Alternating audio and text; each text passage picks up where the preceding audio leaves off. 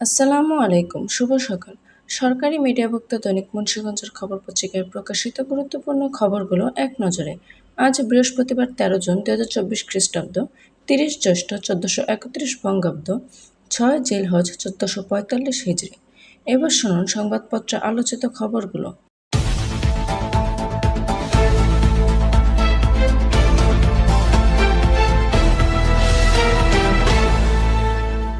তারেক সহ পলাতক আসামিদের গ্রেফতারের চেষ্টা চলছে, প্রধানমন্ত্রী।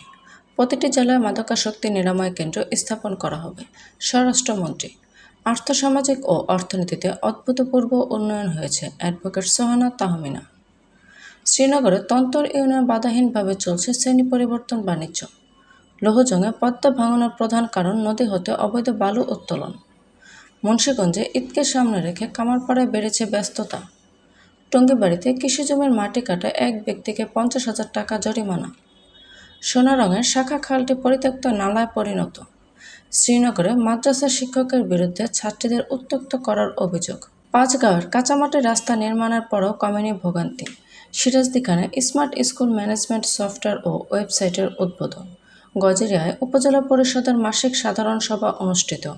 শ্রীনগরের কুকুটিয়া কমলাকান্ত ইনস্টিটিউশনে নির্বাচন প্রক্রিয়া অনিয়মের অভিযোগ। মুন্সিগঞ্জে মাসব্যাপী বৃক্ষরোপণ কর্মসূচির উদ্বোধন। বিনা পুঁজির বিজনেস করে ভাগ্যের পরিবর্তন ঘটালো মুন্সিগঞ্জের কৃতি সন্তান আমির হোসেন। ঢাকা মাওয়া এক্সপ্রেসওয়ের ছোট আকারের কাশফুলের অপরূপ সৌন্দর্য মন কাড়ছে সবার।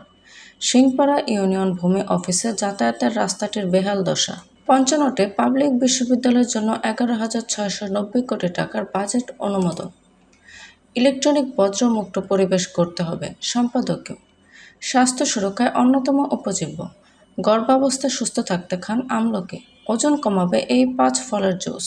এমনই নিত্য নতুন সকল খবর সবার আগে পেতে অভিযাত্রা চ্যানেলটি সাবস্ক্রাইব করে পাশে থাকা বেল আইকনটি ক্লিক করে আমাদের সাথেই থাকুন। ধন্যবাদ।